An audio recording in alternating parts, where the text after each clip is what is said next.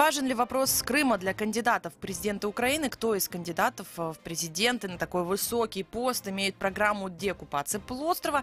О чем говорят заявления о возвращении Крыма после президентских выборов? Вообще, кто из кандидатов и много ли таких, которые говорят об этом? Все это обсудим мы в ближайшие 20 минут. С вами Катерина Некречия.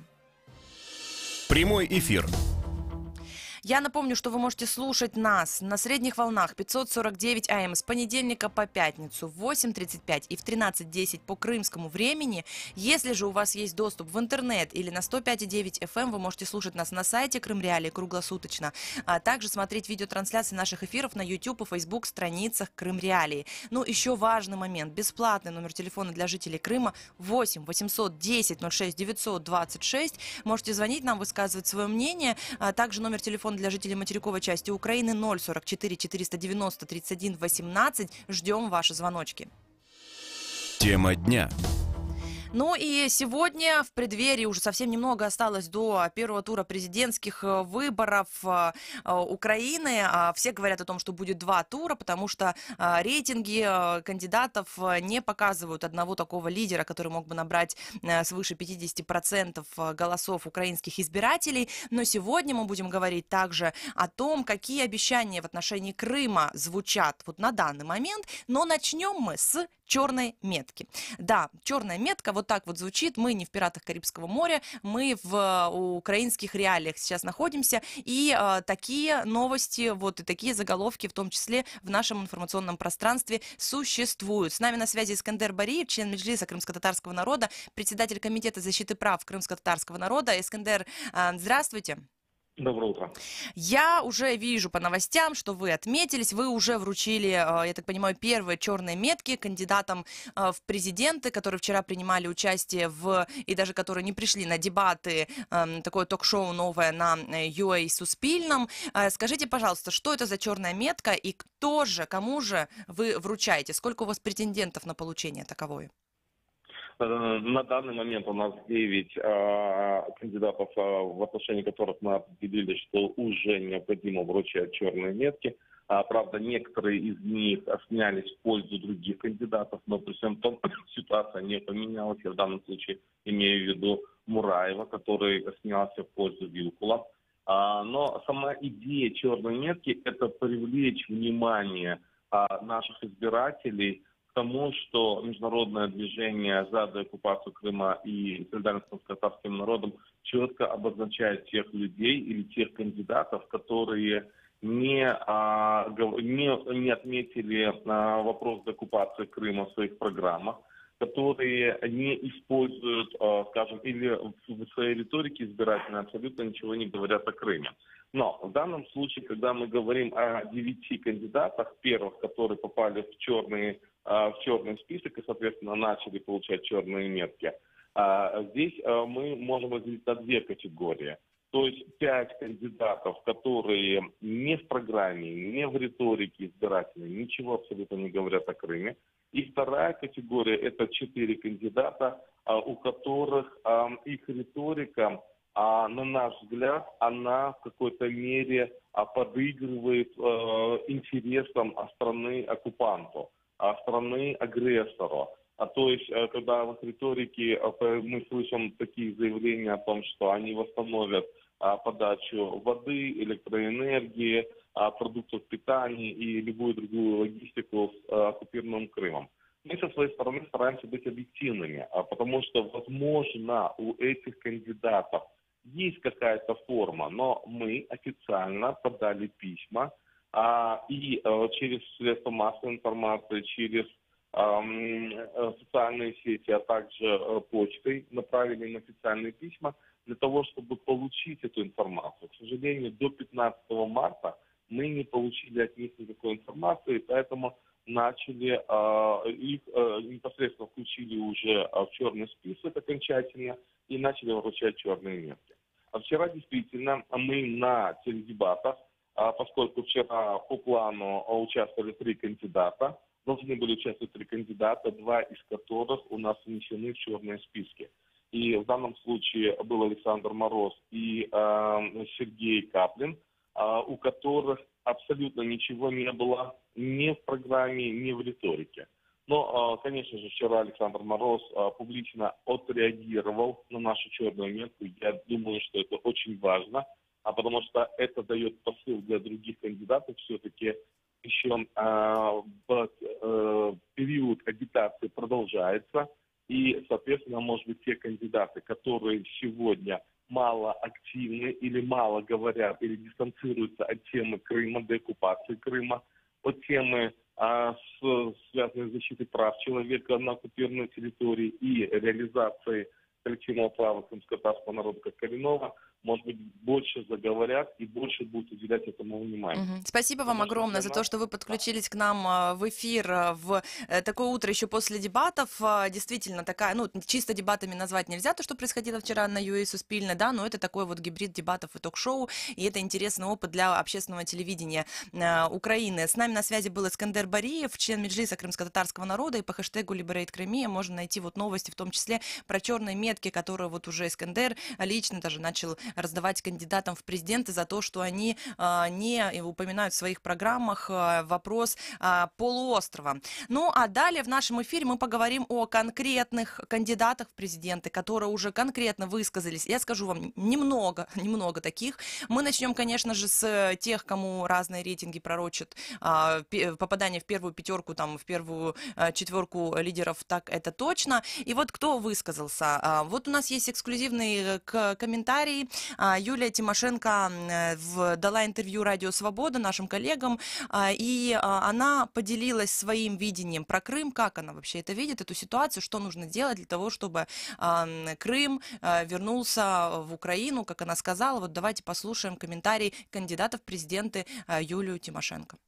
Сьогодні мене обурює якраз той факт, що Мінський процес, який триває вже багато років, викреслив взагалі Крим з свого дискурсу, з переговорів, з дипломатичних врегулювань. Мінський процес не приніс мир, і зараз треба діяти по-іншому. Я думаю, перше, що потрібно робити, це повертати Автономну Республіку Крим і повернення її до складу України, так як це і мусить бути, в порядок денний Мінського переговорного процесу. Це раз. І той, хто з українського боку викреслив Крим, мусить потім за це відповідати, як за державну зраду. Друге, Будапештський формат. Я також вважаю, що за спиною України є певні домовленості, які не підтримують національні інтереси України. Коли Будапештський меморандум – єдиний документ, який дає нам гарантії ключових країн світу недоторканності наших кордонів і нездійснення проти нас агресії, цей документ відкладений в сторону, і він сьогодні не є абсолютно фактором переговорних процесів на глобальному рівні за встановлення миру в Україні.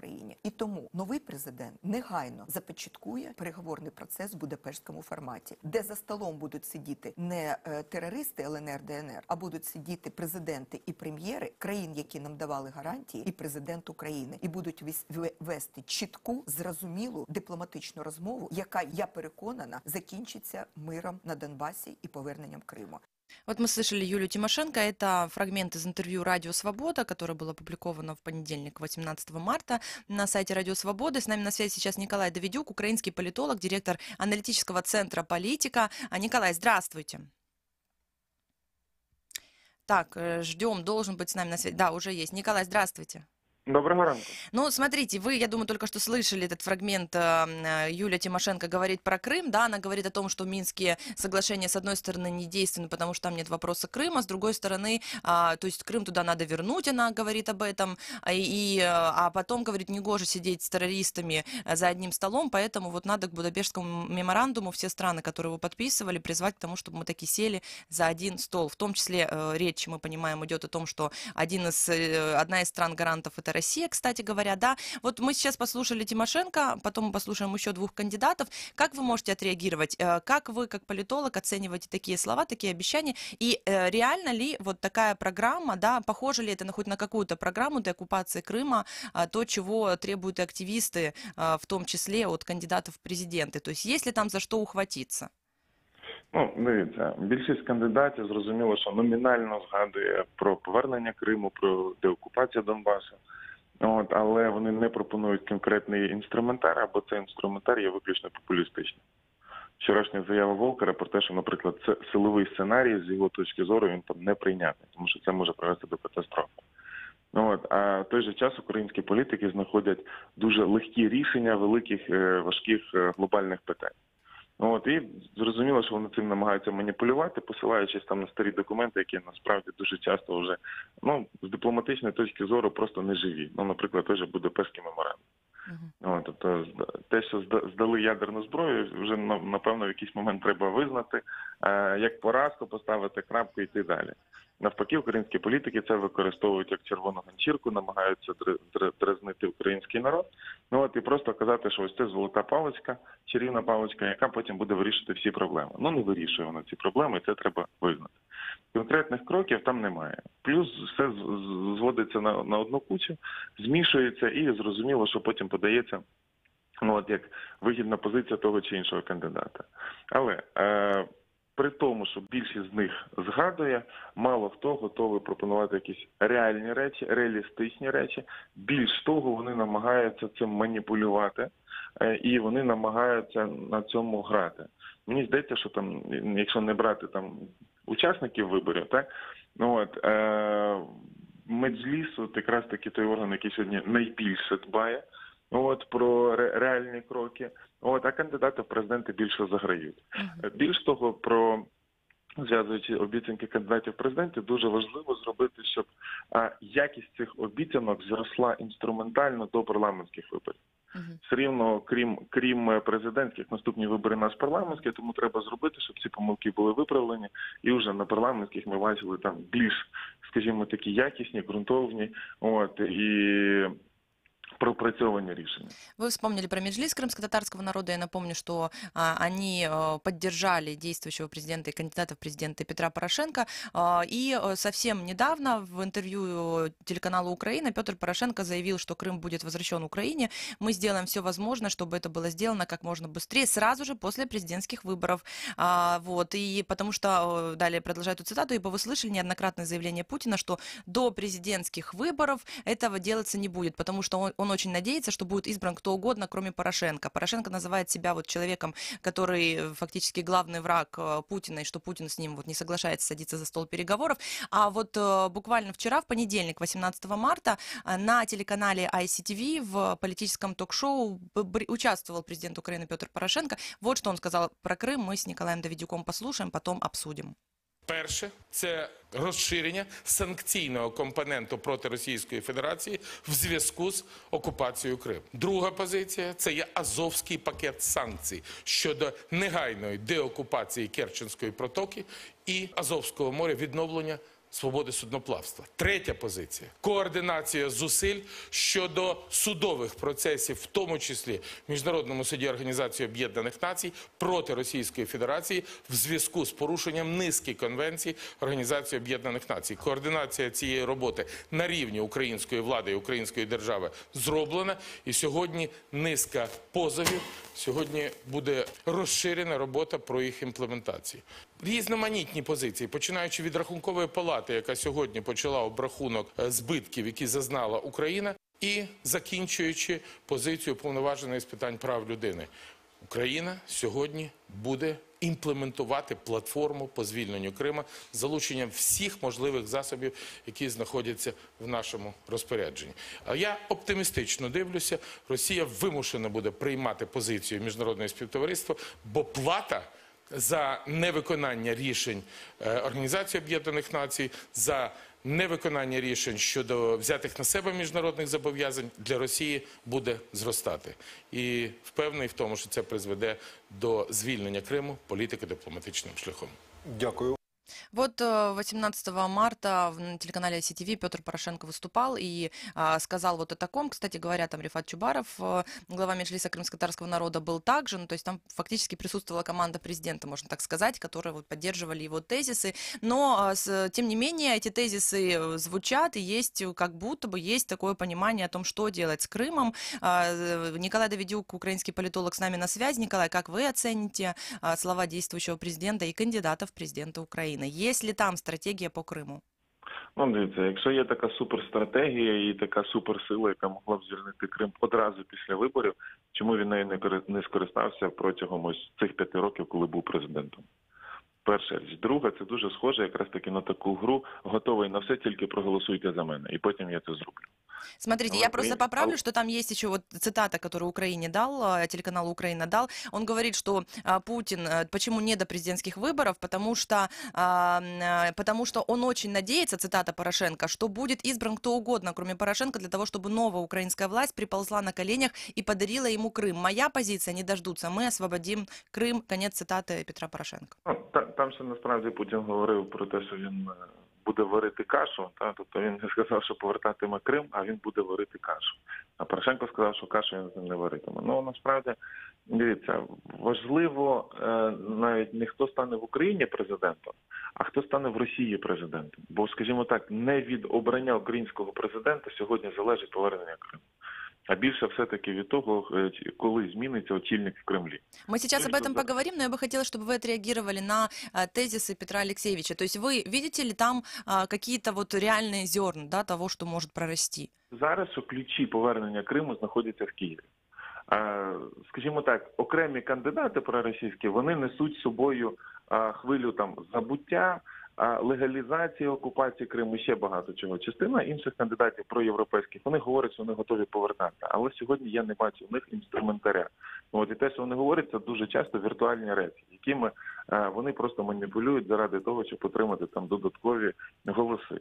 А все-таки більше сьогодні залежить від російської позиції, яка втратила вже там 100-150 мільярдів доларів через санкції, тим не менше ще далі готова грати в ось цю середньовічну гру захвату території. Зрозуміло, що треба робити для них окупацію токсичною, треба зупиняти мілітаризацію острова, потрібно боротися з екологічними катастрофами, які є, з правами людини, які там порушені. Але сьогодні дистанційно це робити надзвичайно важко. Тому потрібно, зрозуміло, що очікувати не тільки з цих маніпуляцій, хто там виграє в Україні. Дуже важливо сьогодні, хто все-таки займе місце Путіна, і ось цій новій людині вже нав'язувати пакет санкций з однієї сторони або пакет перспектив за умовы повернения. Вы говорите о том, что вот какие-то обещания по Крыму даются для того, перед выборами, для того, чтобы, значит, получить голоса избирателей. Ну, так как вот Искандер Бариев к нам включался до этого, и там проводится такая огромная работа, и ищут хоть какие-то слова про Крым вообще у кандидатов в президенты, что, оказывается, очень непросто найти, уже вручают черные метки. Получается так, что вопрос Крыма, он, не на порядку денному, да, что его очень мало звучит, а, наверное, все-таки обещания про там высокие пенсии, зарплаты и безналоговое государство, они более популистические и больше собирают голосов. Очевидно, судя только потому, что мы слышим вокруг от кандидатов. Вообще, вопрос Крыма, он рейтинговый сегодня. Можно ли с помощью этого вопроса получить какой-то электорат? Питання Криму не забуто. Це 100%, просто що воно не є там, наприклад, настільки часто згадуваним, як, наприклад, соціально-економічні питання. Але тим не менше в програмі практично всіх кандидатів згадується Крим. Там ще є питання до якості самих кандидатів, але в більшості реальних кандидатів питання Криму згадується. Чи воно обговорюється належним чином і так часто, як це потрібно було? Ні. Це потрібно визнати, і, скажімо так, в виборчу кампанію 2014 року питання Криму стояло набагато гостріше і обговорювалося набагато більше. Сьогодні, тут чинників достатньо багато, в тому числі і війна на Донбасі, в тому числі і там дійсно велике збідніння населення, в тому числі там енергетичне протистояння, що призвело потім там до підвищення ціни на газ. Але тим не менше воно є, сказати, що воно випало з порядку денного, це неправда.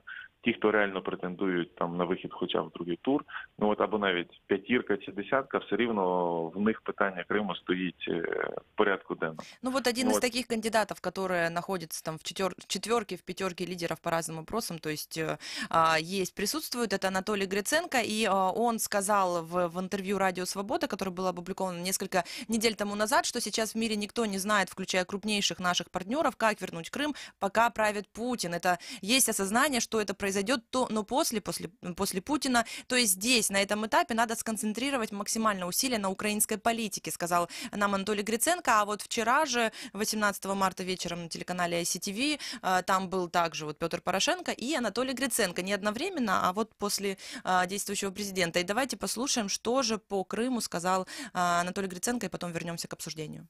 По Криму за 5 років мали би вже давно дати відповідь на питання, хто його здав, не захищаючи. І ці люди мали би сісти надовго від 12 до 15. Не можна такі речі забувати, тому що це наші мільйони людей, величезні території, і це все було віддано без жодної спроби захисту. Забирати набагато важче. І тепер тільки треба докладати спільні зусилля. Я вам скажу так, хижаки є і будуть завжди.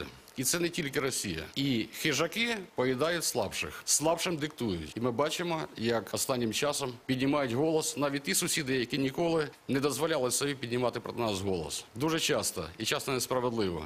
І Румунія, і Польща, і Угорщина. Ми повинні стати сильними. Тільки тоді ми можемо говорити про реальне повернення, причому за 5 років це реально окупованих територій. І далі наступний етап Криму.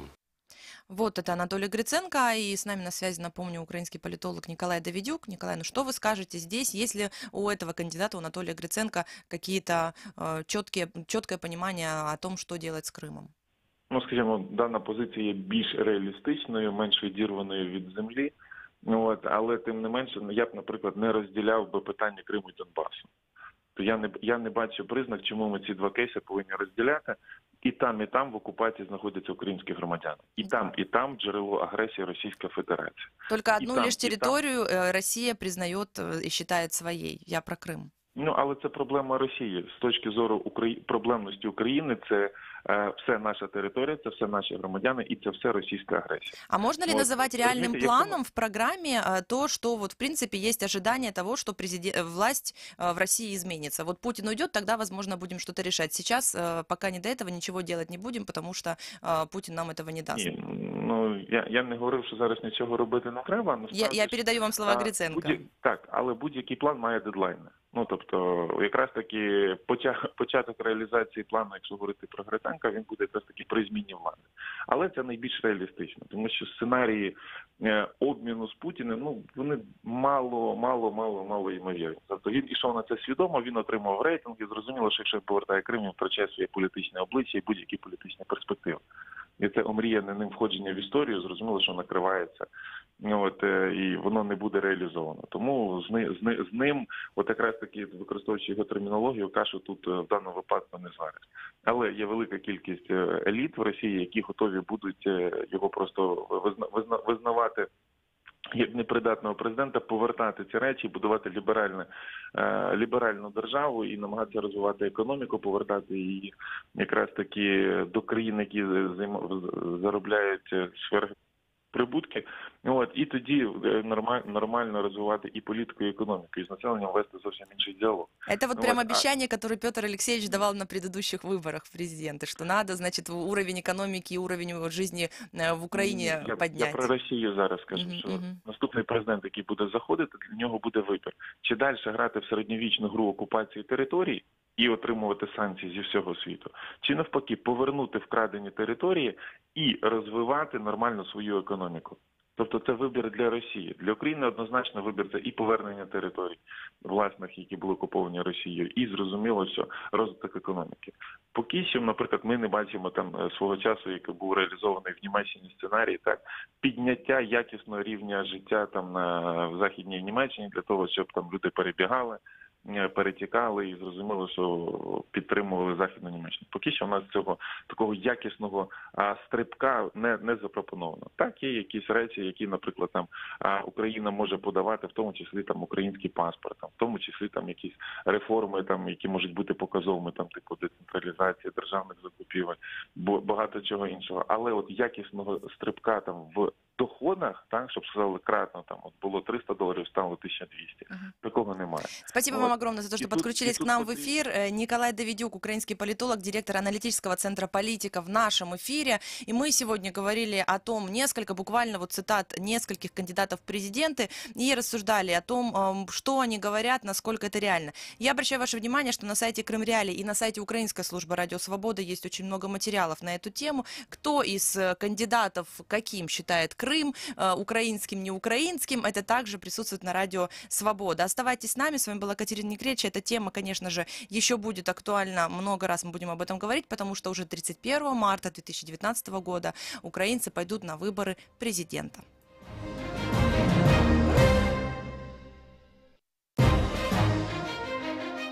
С вами радио Крым Реалии и Катерина Некречия. Мы говорим о том, и тема так называется, вот в Ютьюбе наша интернет-аудитория видит, президент Украины вернет Крым. Ну, во всяком случае, мы видим, что там первая четверка, пятерка лидеров, первая по разным, я так просто объединяюще говорю, по разным соцопросам, которые меняются, конечно же, меняются, и тем более, чем ближе к выборам, тем больше мы видим, как одни кандидаты снимают свою кандидатуру и отдают таким образом свой электорат, голоса избирателей какому-то определенному кандидату. Все это мы видим. До выборов осталось немного времени, но тем не менее анализировать, присутствует ли Крым в программах кандидатов в президенты, какое место это там занимает, есть ли в программах какие-то реальные шаги по деоккупации Крыма. Эти вопросы очень важны для Украины, и поэтому именно активисты в этом направлении анализируют, пытаются понять, так, что происходит или нет. Если вообще кто-то хочет говорить про Крым или не хочет этого делать.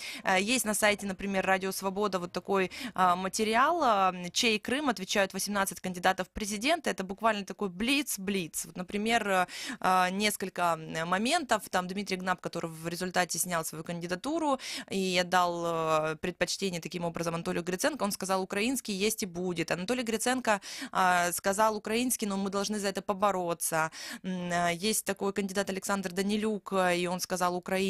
Дмитрий Добродомов сказал, что украинский. Владимир Зеленский сказал, что Крым — это Украина, был, есть и будет. Илья Киева сказал, что Украины это часть нашей краины, нашей страны, там проживают наши люди, и мы не можем их зрадити. Простите, на ходу перевожу, потому что на сайте Радио Свобода, в отличие от сайта Крым Реалии, есть только один язык — украинский. На сайте Крым Реалии, напомню, 3 языка: украинский, русский, крымско-татарский. Так вот, Аркадий Карнацкий, например, сказал украинский. Ну, то есть, в принципе, все вот в таком контексте, там Руслан Кашулинский украинский, Виталий Купри украинский, Александр Мороз говорит, будет наш.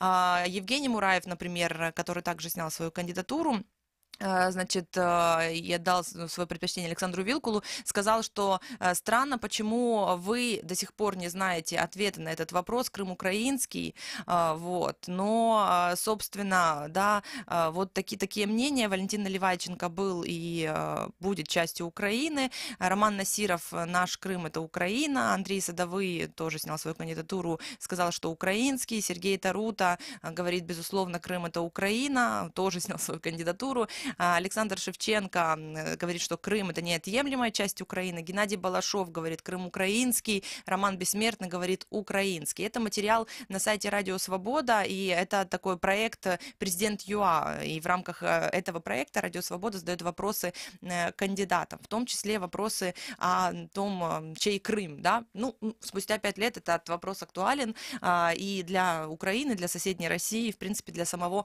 Крыма. Сейчас же мы поговорим еще об одном аспекте, к которому нас подвели кандидаты в президенты. Аспект этот вообще, с кем за стол переговоров сядет Владимир Путин или кто из украинских кандидатов в президенты, из будущего президента, какая кандидатура или какие качества этого президента они могут, ну, не знаю, спровоцировать Путина на диалог или заставить Путина сесть за этот стол переговоров, потому что мы слышим, что Петр Порошенко говорит о том, постоянно повторяет о том, что он фактически является личным врагом Путина, и что Путин очень ждет, значит, переизбрания и нового президента, который будет готов отдать Крым. Это вот то, о чем говорит кандидат в президенты Порошенко.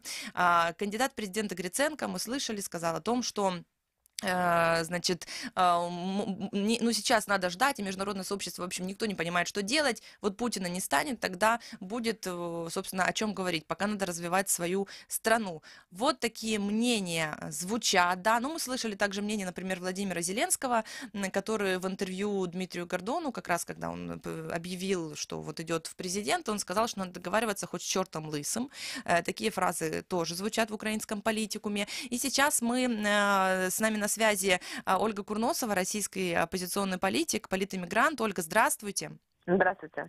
Ну, вы расскажите, вы уж точно, конечно же, интересуетесь и слушаете, что, значит, говорят разные кандидаты в президенты, да, и что вы скажете именно про этот аспект? Какой президент Украины нужен Владимиру Путину, президенту соседней России, да, и с каким президентом Путин сядет за стол переговоров, и с кем возможен какой-то диалог? С тем президентом, который готов будет отдать Крым, или с каким-то другим вариантом, да? Это я сейчас опираясь на разные высказывания наших кандидатов, формулирую такой непростой вопрос.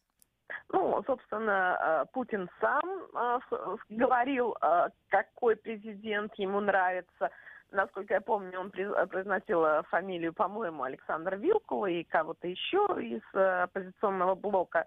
Поэтому, собственно, кого бы хотел видеть Владимир Путин, это достаточно непростой вопрос, потому что, скажем, первая там тройка, четверка или пятерка – это те кандидаты, которые вызывают разные степени негативную реакцию.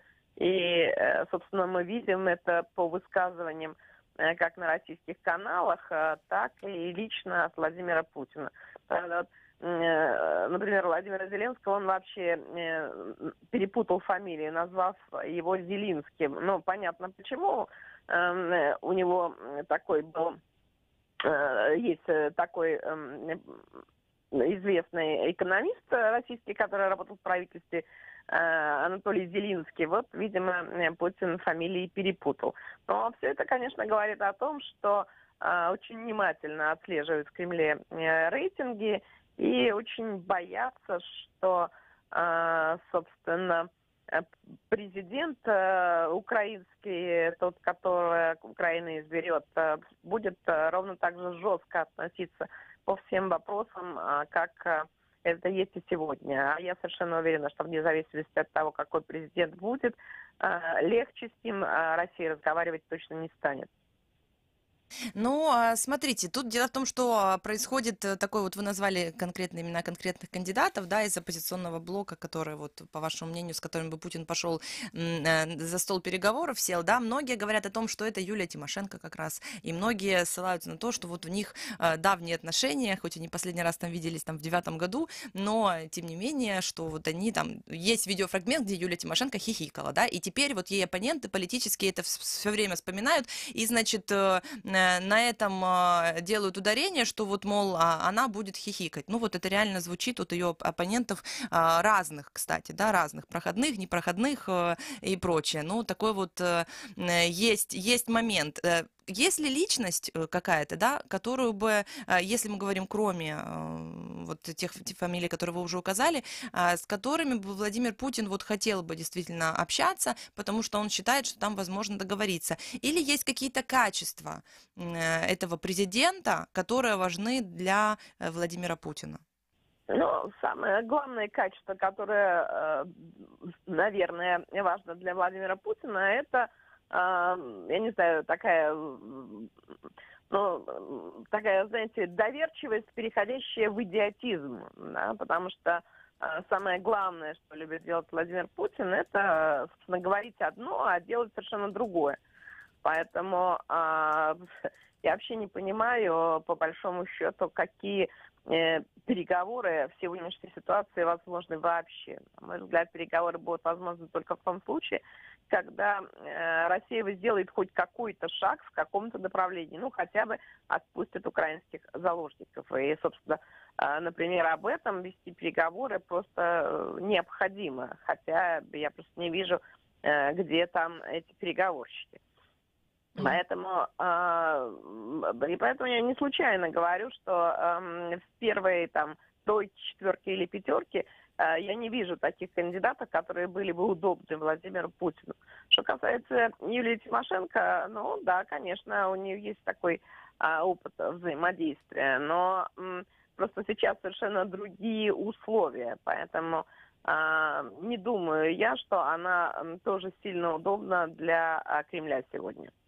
Как видите ли вы в программах кандидатов, в заявлениях кандидатов какого-то человека, какого-то кандидата в президенты Украины, за которого будут голосовать вот 31 марта, возможно, да, который готов променять Крым, например, на мир на Донбассе, да, вот это, опять же, из политической повестки украинской, что звучит, что вот, мол, надо бояться человека, который придет и отдаст Крым взамен на мир на Донбассе. Есть ли такие заявления, есть ли такие кандидаты в президенты в Украине? Ну, тут даже, знаете, недавно ехала я на такси, и вдруг оказался таксист такой пропутинский. И мне было очень интересно послушать, что он говорит про украинские выборы.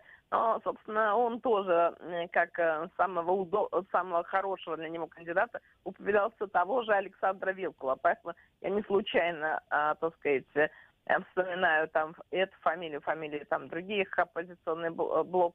Это звучит с российских экранов, и это звучит из уст тех, кто прислушивается к этим российским экранам. Поэтому, что касается всех остальных, на мой взгляд, ну, у меня вообще нет таких опасений, потому что в сегодняшней ситуации в Украине возможен только один выбор. Это будет тот президент, который борется за свою страну, и другого выбора просто быть не может. Угу. Ну, важно сказать, да, что это вот такие догадки, потому что не было такой фразы от господина Вилкула о том, что вот Крым там нужно отдать, да, наоборот, вот я смотрю на официальном сайте Вилкул и Александра Вилкула, кандидата в президенты, Крым должен быть в составе Украины под сине-желтым флагом. Такие заявления звучат. То есть, на самом деле, для справедливости стоит сказать, что нет кандидата, ну, который бы вот так вот прямо сказал такие вещи, что нужно одну территорию сдать, чтобы там получить другую территорию, например. Ну, конечно, мы говорим же не потому, что говорит это Вилкул, мы говорим это потому, что говорит это Путин, и говорят это люди, которые слушают внимательно российские каналы. Да, поэтому мы делаем свой вывод исключительно из анализа российских каналов, а не из того, что говорят кандидаты. Угу. Спасибо вам огромное за то, что подключились к нам в эфир и поделились своим мнением. Ольга Курносова, российский оппозиционный политик, политэмигрант, была с нами на связи.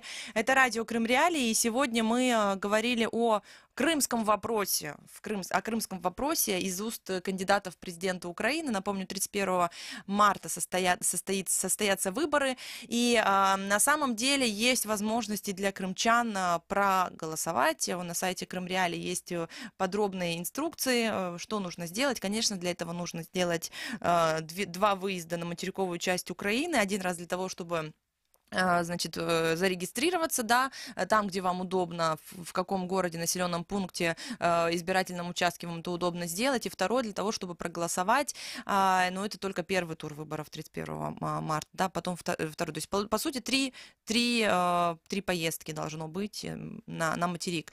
Готовы ли вы ехать и голосовать, принимать участие в президентских выборах, если вы житель Крыма? Звоните 8 800 10 06 926, делитесь своим мнением, стоит этого делать или не стоит, интересовались ли вы тем, как это может произойти, стоит ли вообще пробовать это все, интересует ли вас в принципе такая возможность принять участие в президентских выборах Украины. Звоните 8 800 10 06 926. Это очень интересный вопрос, очень острый. Вы можете позвонить нам абсолютно анонимно. Мы не можем, нет у нас возможности там физически отслеживать звонки, поэтому все общение, которое, конечно, происходит в эфире, это все на честном слове, что называется, поэтому тут просто очень важно, что есть возможность в прямом эфире нам пообщаться и высказать свое мнение.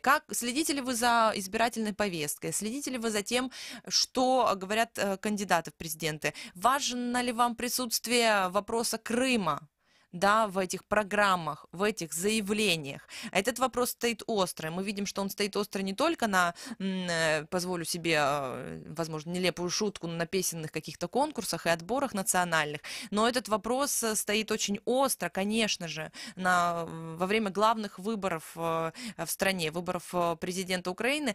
Главные выборы, почему? Они, конечно, очень много ажиотажа вызывают, да, несмотря на то, что Украина парламентско-президентская республика, но, тем не менее, вообще личность президента и выборы президента, они очень масштабные. Это мы видим, начиная там от рекламы, которой вообще везде и много, и в телевизоре, и на билбордах, и заканчивая таким вниманием, пристальным вниманием к тому, что говорят, что несут кандидаты. И, конечно же, нас интересует крымский аспект, крымский вопрос в этом деле. Ну и призываю вас также на сайте Крым Реали или на сайте Украинской службы Радио Свобода, конечно же, больше материалов на предвыборную тему. И, кстати говоря, если у вас есть в окружении там, или вы такой человек, что вам хочется как-то в такой более развлекательной форме получать информацию там, про кандидатов, про их семьи, про их доходы, про их обещания, про их какие-то поездки, о том, как они проводят предвыборные кампании, и в такой,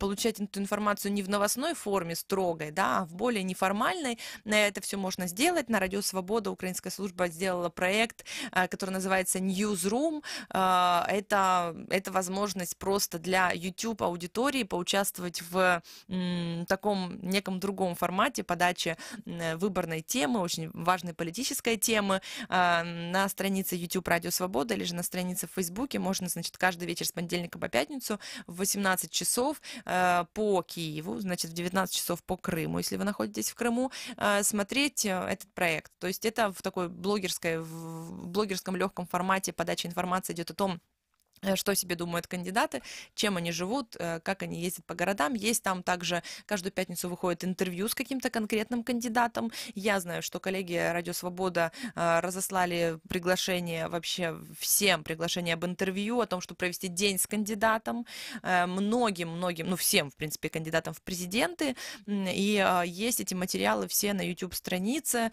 Есть уже такой, этот формат «День с кандидатом», он тоже интересен, потому что вы можете прожить фактически с ним целый день, вот начиная с раннего утра, и потом, значит, чем он занимается. Ну, конечно, сейчас в предвыборной гонке все занимаются выборами, вот, поэтому заглянуть немного в бэкстейдж, такой увидеть, как это происходит, все это возможно. Наши коллеги делают очень много для того, чтобы мы с вами знали больше. Ну что, с этой темой мы ставим здесь, конечно, троеточие. Пожалуйста, мы будем задавать свои вопросы, кстати говоря, или в письменной форме, какие же аспекты этой темы к 31 марта вы хотели бы, чтобы обсудили мы в эфире радио Крым Реалии, или же какие материалы, что вам нужно подсказать на страницах Крым Реалии. К этой теме мы будем возвращаться. 8 810 06 926. А через несколько секунд мы будем говорить о новостях, о том, что вообще происходило в Крыму. Вы уже в комментариях в YouTube активно обсуждаете. Значит, такой синдром постпраздника, что ли. Вот как-то так. В комментариях его очень много было, несмотря на то, что тема программы другая, но у вас комментарии об одном. Мы сейчас поговорим о чем именно. Несколько секунд и возвращаемся в эфир. Вечер. Лучшее время, чтобы узнать главные события дня. С понедельника по пятницу в 19:30. Крымский вечер на радио Крым Реалии. С вами радио Крым Реалии, я Катерина Некречия. Я напомню, что такую общую информацию, как нас можно найти. Найти нас можно очень легко и просто. Если у вас есть, если вы в Северном Крыму, или же если у вас есть интернет, то вы можете слушать нас круглосуточно. 105,9 FM на полуострове или часть Херсонщины, кстати говоря, тоже покрыта этим вещанием. На сайте Крым Реалии можно онлайн постоянно слушать нас. Приложение TuneIn также можно постоянно слушать радио Крым Реалии. И есть возможность смотреть видеотрансляции эфиров в YouTube или в Фейсбуке. Для этого достаточно зайти на страницу Крым Реалии и, собственно, поучаствовать таким образом в комментариях. Я знаю, что, несмотря... вообще очень распространенное такое мнение. Я сама как YouTube или там интернет-пользователь понимаю, что если я смотрю даже какую-то прямую трансляцию чего-то, далеко не факт, что я буду брать телефонную трубку и звонить в эфир. Но, тем не менее, мы с вами, дорогие наши зрители, YouTube-зрители, доказываем обратное, что интернет, комментирование и трансляции онлайн — это одна история, а звонки и общение в прямом эфире в студии — это история совершенно другая. Все-таки живое общение — это живое общение, буквы — это буквы. Ну что, мы сейчас перейдем к новостям. Значит, рассылка, о которой я вам говорила, Крым Реали Дейли, которая приходит по крымскому времени в 8 утра, по Киеву в 7 утра. И вот я получила ее, и там самые главные новости за вчера. Все, что случилось, и самое главное, что там есть активные линки на материалы, которые мне интересны, я могу просто там раз и перейти на них и посмотреть, потому что невозможно всю информацию получить и всю информацию потребить, даже если мы говорим про какой-то отдельный там медиаресурс, как Крым Реалии, это просто невозможно. Я даже не знаю, это надо, то есть это надо просто целыми днями сидеть и читать сайт для того, чтобы быть в курсе всего происходящего, поэтому лично для меня такая выжимка информации в короткой форме, в рекламной промо-форме, я бы сказала, да, информационная, она очень удобна. Открываю письмо, которое получила на свою почту, называется это письмо «Вор на месте преступления». Это цитата. В 5-ю годовщину аннексии Крыма на полуостров приехал президент России Владимир Путин. Это анонсировалось, кто-то этого ждал с другой стороны, чтобы ноту протеста выразить, но вот случилось, что случилось. Значит, что случилось? Один из таких важных моментов. Я думаю, что вы тоже как следили за этим и ждали этого в том числе. Позвоните нам, кстати, скажите, чего вы ждали от приезда Владимира Путина в первую очередь? То, что анонсировалось, или что чего-то особенного? 8 800 10 06 926. Пожалуйста, звоните. Я отреагирую на один комментарий. Петр пишет: Катерина, откуда в Крыму интернет? Он же под оккупацией.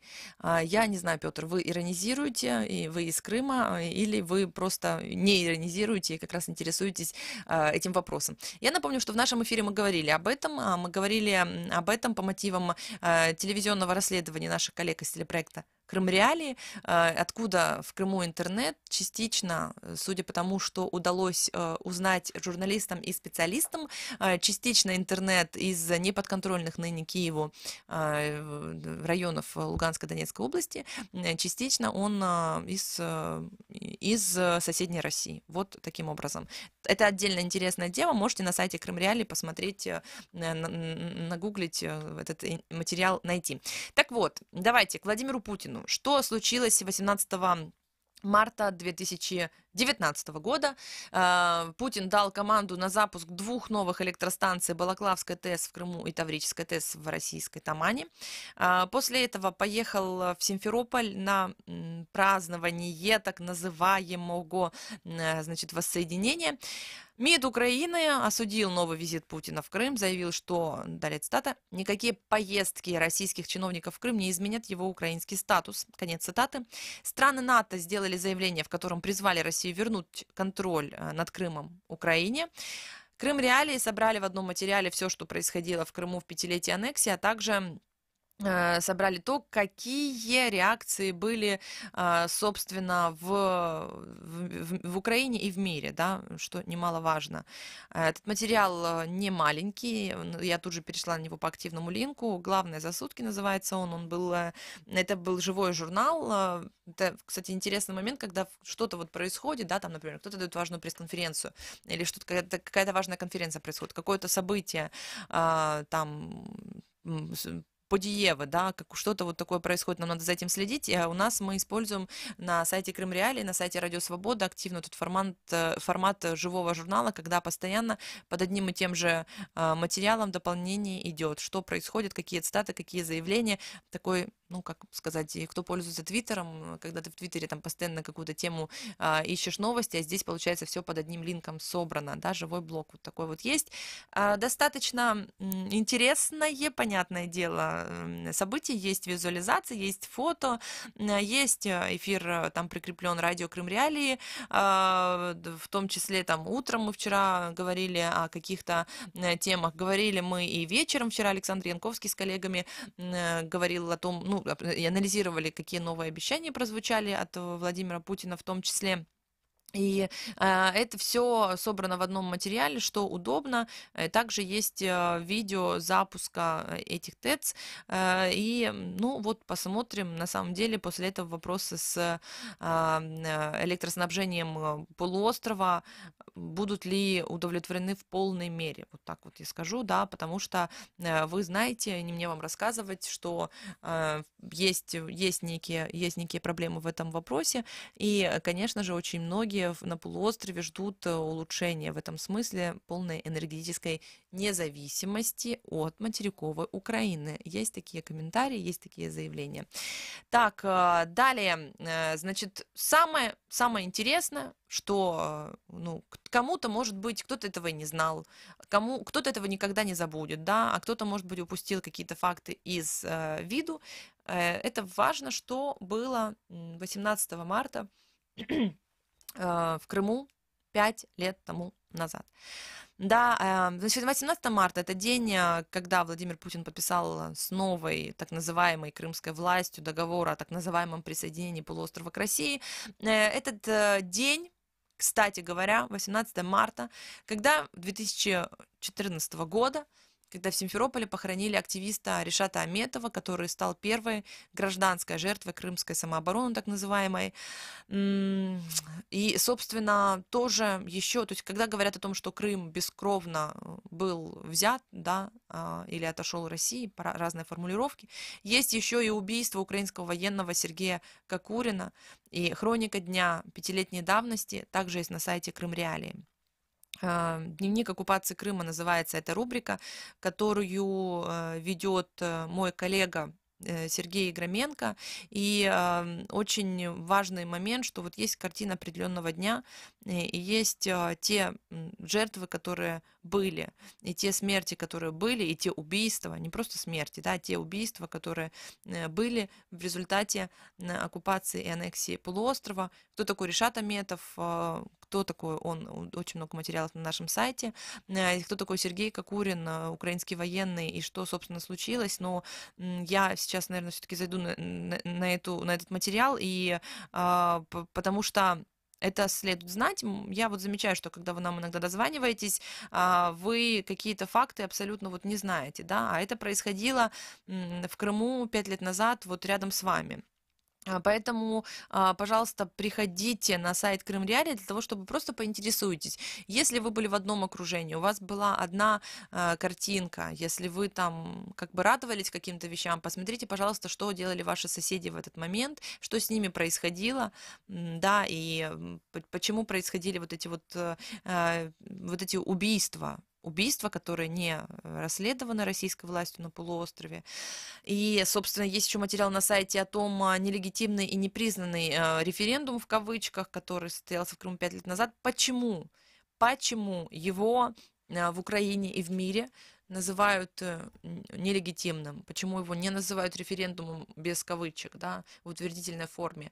Какие факты для этого есть? Есть материал на сайте об этом в том числе. Один из фактов. Голосование проходило в условиях военной оккупации полуострова, когда на улицах в большом количестве пребывали вооруженные российские военные и техника. До сих пор неизвестно, был ли кворум и добровольное голосование на заседании Крымского парламента, когда депутаты решали провести этот так называемый референдум. То есть там еще много таких оснований не доверять этому референдуму, не доверять тому, как это проходило. В материале Виктории Веселовой на сайте Крым Реалии это все опубликовано. Материал называется «Нужные результаты нарисовали, почему мир не признает крымский референдум».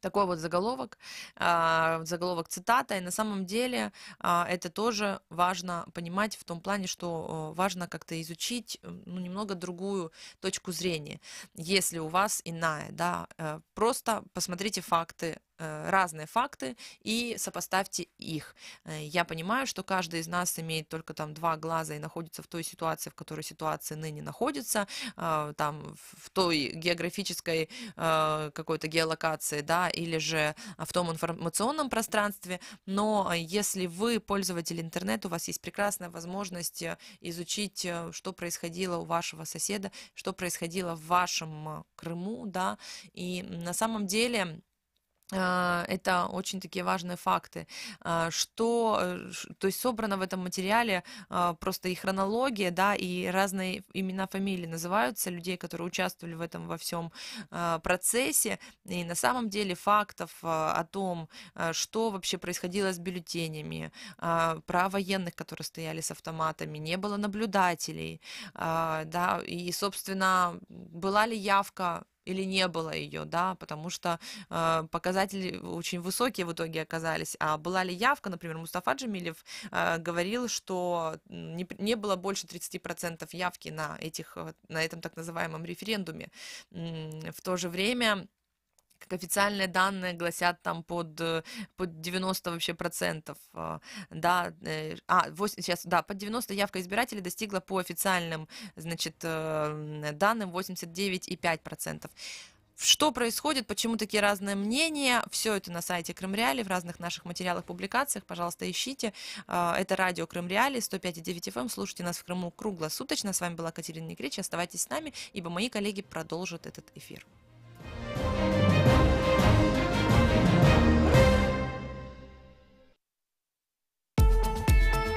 Как обойти блокировку Крым Реалии? Не удается получить доступ к сайту Крым Реалии? Скачайте и установите программу Псифон через поисковик на компьютер или смартфон. Когда соединение установится, заходите на нужные сайты через обычный браузер. Крым Реалии. Крымчане имеют право знать.